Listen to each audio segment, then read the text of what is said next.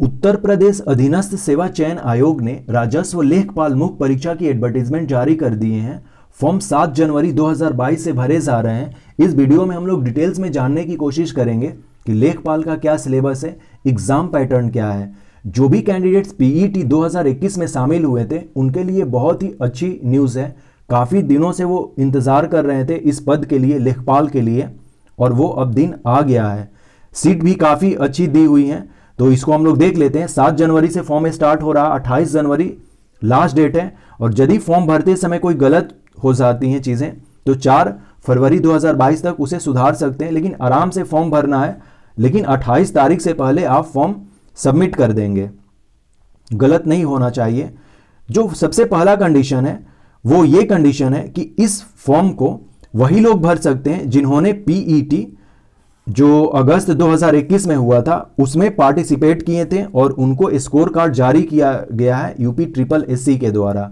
तो ये पहला कंडीशन है, यानी कि आपने पीईटी 2021 में शामिल हुए थे।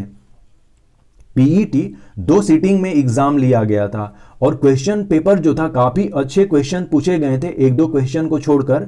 मैंने दोनों क्वेश्चंस पेपर दोनों सीटिंग के ऑलरेडी अपलोड किए हैं इस चैनल पे, उस वीडियो को, तो आप वॉच कर सकते हैं कि किस तरह के क्वेश्चन पूछे गए थे पीईटी में।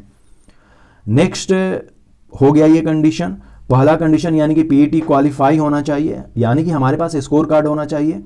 ऑनलाइन आवेदन करने वाले अभ्यर्थियों के लिए आवश्यक सूचना, इस विज्ञापन के अंतर्गत आवेदन करने हेतु ऑनलाइन पद्धति जो है, सिंपल सी बात है, जो अपना ऑफिशियल वेबसाइट है upSSC.gov.in के माध्यम से हमें ये फॉर्म सबमिट करना है।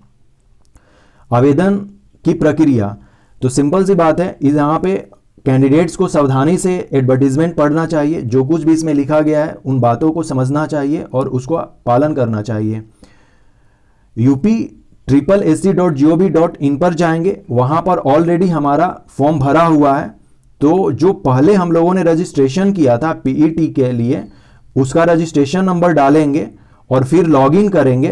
तो लॉगिन करने के बाद हमारे पास ओटीपी आएगा, जो मोबाइल हमारा रजिस्टर्ड है और जो ईमेल रजिस्टर्ड है।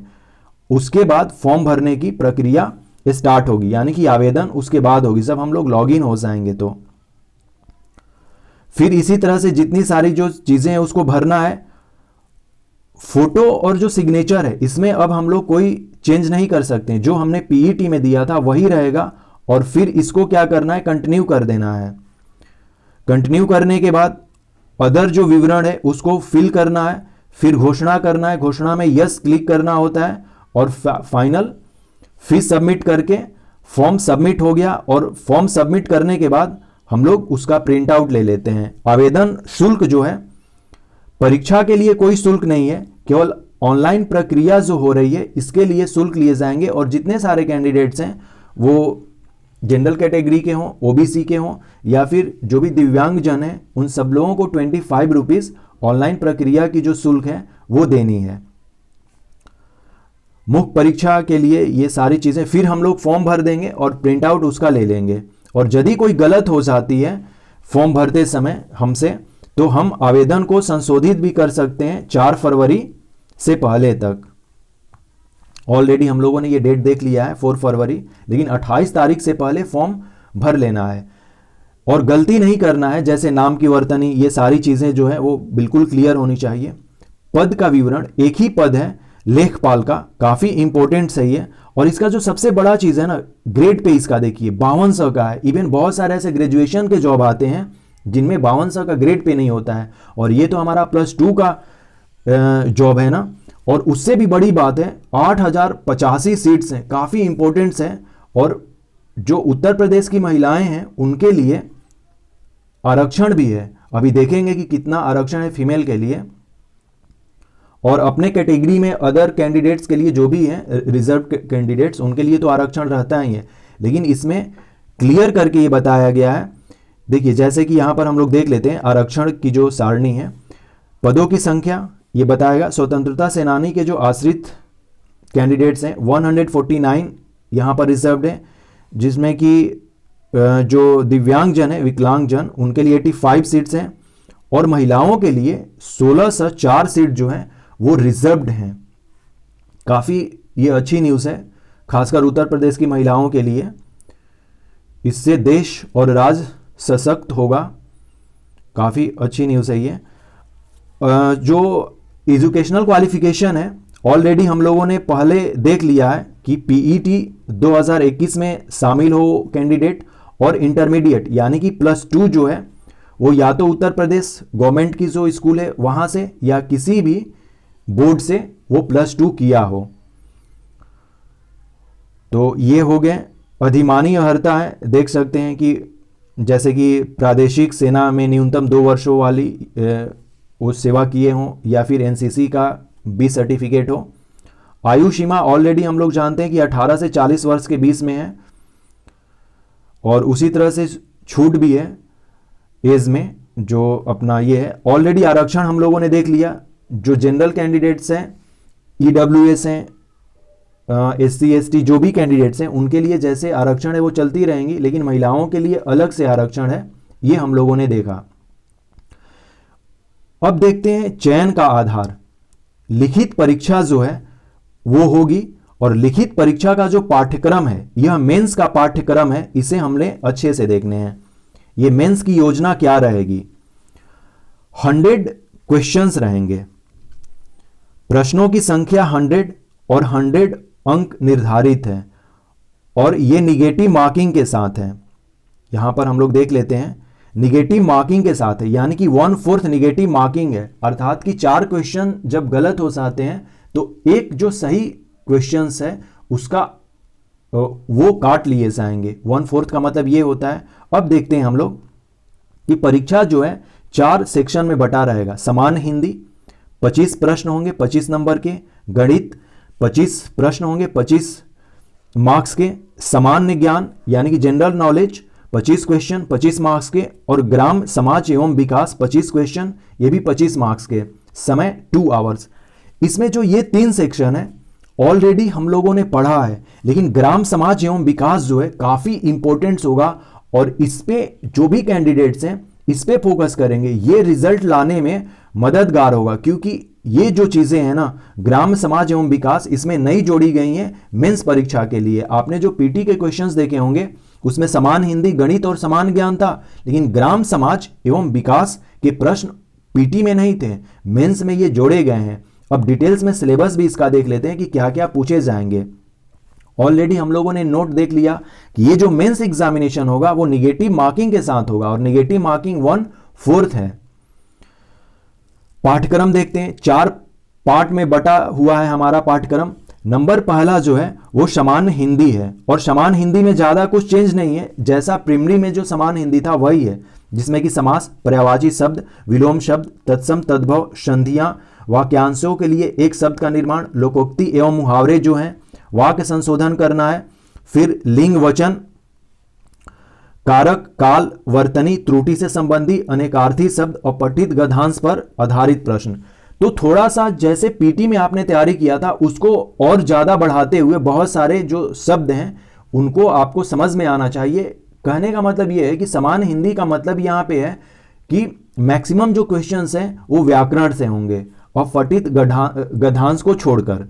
अब 2 दे दें या 3 दे दें और पठित गद्यांश, यानी कि कम से कम 10 क्वेश्चन देना चाहिए गद्यांश से भी, और 15 क्वेश्चन हो सकते हैं कि व्याकरण से दे दें। गणित, अंक गणित एवं सांख्यिकी दोनों मिलाकर ये पूछे जाएंगे। अंक गणित दैट मीन्स जिसमें कि संख्या पत्ती आता है, प्रतिशत आता है, लाभ हानि। सांख्यिकी आंकड़ों, यानी कि जैसे कि प्राइमरी में एग्जामिनेशन दिए गए थे, बारंबारता हो गया, बारंबारता बंटन हो गया, सारणी है, ये जितने सारे आंकड़ों से रिलेटेड चीज़ें हैं उन सबको सांख्यिकी में रखा जाता है। यानी कि ग्राफ देखकर सॉल्व करने आना चाहिए प्रश्न, जैसे कि पीटी में दिया हुआ था प्रश्न। आप देख सकते हैं पीटी वाले क्वेश्चन को तो बिल्कुल क्लियर हो जाएगा। वो मैथ्स वाला जो सिलेबस है पीटी वाला ही है लगभग।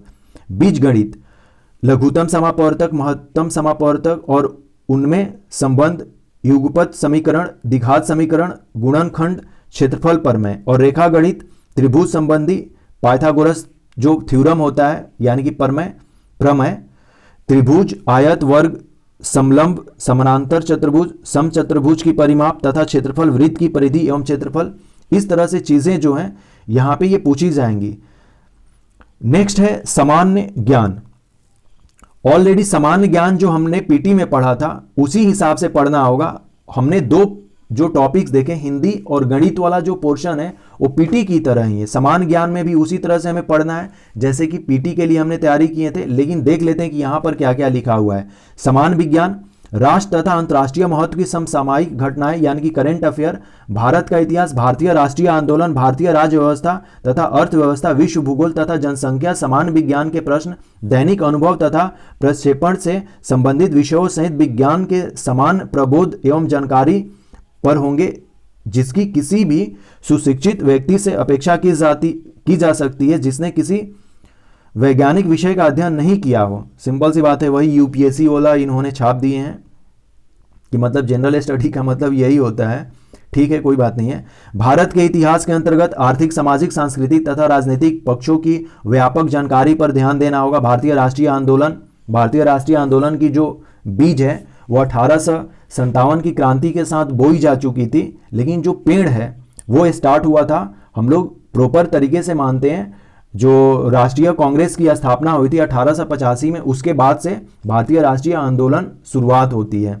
अभ्यर्थियों से वो पूरा डिटेल्स मतलब कि 1885 से 1947 तक डिटेल्स में पढ़ना है इतिहास। भारतीय स्वतंत्रता आंदोलन की प्रकृति तथा विशेषता, राष्ट्रवाद का अभ्युदय तथा स्वतंत्रता प्राप्ति के बारे में सामान्य ज्ञान अपेक्षित है। भारतीय राज्य व्यवस्था तथा अर्थव्यवस्था के अंतर्गत भारतीय राज्य व्यवस्था, भारतीय संविधान, भारत की अर्थव्यवस्था तथा नियोजन के व्यापक लक्षणों की जानकारी पर प्रश्न होंगे। यानी कि पॉलिटी और इकोनॉमिक दोनों पर जो बेसिक कॉन्सेप्ट है वो क्लियर होना चाहिए। विश्व भूगोल तथा जनसंख्या में केवल विषयों की समान जानकारी की परख होगी, जिसमें भारत के भूगोल में भौतिक, पारिस्थितिकी, आर्थिक, सामाजिक जो जानकीय पक्षों यानी कि जनसंख्या वाला जो है, अभ्यर्थियों से उपरोक्त समान जानकारी अभिज्ञा विशेषता पर उत्तर प्रदेश के परिप्रेक्ष्य में अपेक्षित है। कंप्यूटर के प्रारंभिक ज्ञान से संबंधित प्रश्न होंगे।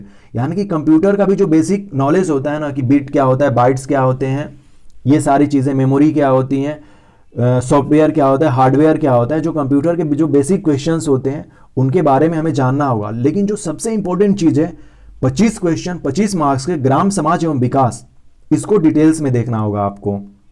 ग्राम विकास भारतीय संदर्भ में, यानी कि जो अपना पीआरआई है, जो पंचायती राज इंस्टीट्यूशन है, जो 73rd अमेंडमेंट एक्ट के द्वारा आया था, उसको डिटेल्स में हमें पढ़ना होगा पॉलिटी पॉइंट ऑफ व्यू से भी, और वहीं से जोड़ना होगा कि ग्राम, समाज और विकास कैसे हो रहा अभी भारत में। जैसे ग्राम विकास कार्यक्रम कौन कौन से किए जा रहे हैं, मतलब कि आज़ादी के बाद से, जब से 1951 के बाद से जो भी इम्प्लीमेंट हुए हैं स्कीम ग्राम विकास को, उन सबको देखना होगा हमें। ग्राम विकास योजनाएं एवं प्रबंध, ग्राम विकास शोध प्रणालियां, ग्रामीण स्वास्थ्य योजनाएं, ग्रामीण सामाजिक विकास, ग्राम चिकाय और भूमि सुधार, त्रिस्तरीय पंचायती राज व्यवस्था, यानी कि जो वही 73rd अमेंडमेंट एक्ट के द्वारा जो आया था पीआरआई अपना, केंद्र और राज्य सरकार की ग्राम विकास से संबंधित योजनाएं डिटेल्स में करनी होंगी, खासकर इस जो पार्ट का है अपना। फिर लिखित परीक्षा के संबंध में विशेष नोट, यदि विज्ञप्ति पदों के प्रत्युत्तर में प्राप्त आवेदन पत्रों की संख्या अत्यधिक होती है और आयोग के लिए विज्ञापन के सापेक्ष वही है कि ये कह रहा कि यदि है तो हम 2 शिफ्ट में परीक्षा ले सकते हैं, आप देख लेंगे इसमें। और नॉर्मलाइजेशन होगा, यदि 2 शिफ्ट में प्रश्न आते हैं तो फिर नॉर्मलाइजेशन होंगी, और वो कमीशन पर डिपेंड करता है कि वो किस तरह से नॉर्मलाइजेशन करते हैं। अभ्यर्थियों के लिए महत्वपूर्ण अनुदेश, उत्तर प्रदेश के आरक्षित श्रेणी के सभी अभ्यर्थी आवेदन में अपनी श्रेणी अवश्य अंकित करें। एक से अधिक आरक्षित श्रेणी का दावा करने वाले अभ्यर्थियों को केवल एक छूट जो अधिक लाभकारी होगी अनुमन्य होगी। अब सिंपल सी बात है, जैसे कि महिलाएं हैं तो महिलाएं हो सकती हैं कि वो ईडब्ल्यूएस में हो, लेकिन वो महिला कैटेगरी में आ रही हैं तो वो वाली ले लेंगी, मतलब कि जो सबसे बेनिफिट हो उनके लिए वही उनको दिया जाएगा, ऐसा ये कहना है। ये अदर ऑलरेडी डिटेल्स हैं, ज़्यादा कुछ नहीं है, फॉर्म भर देना है। इसमें हम लोग देख लेते हैं, कुछ इधर मुझे दिखा नहीं नया चीज़, ऑलरेडी हम लोगों ने देख लिया है। 5/1/2022 को ये एडवर्टीजमेंट आया है, 7 तारीख से फॉर्म भरे जा रहे हैं। जाति प्रमाण पत्र है, ये उन लोगों के लिए है जो उत्तर प्रदेश के लोग हैं, तो इसमें ज़्यादा कुछ है नहीं। हम लोगों ने देख लिया कि 7 जनवरी से स्टार्ट हो रहा, 28 जनवरी लास्ट डेट है। ऑलरेडी हम लोगों ने सिलेबस भी देखा लेखपाल का। तो जितना जल्दी हो सके आप लोग फॉर्म भर दीजिए और सारे कैंडिडेट्स को कॉन्ग्रेचुलेशन, क्योंकि इस फॉर्म को वही लोग कैंडिडेट्स भर रहे हैं जिन्होंने पीईटी 2021 में पास किया है और उनके पास स्कोर कार्ड है। तो अब आपके पास नेक्स्ट स्टेप है और वो है मेंस का step. So thanks and take care.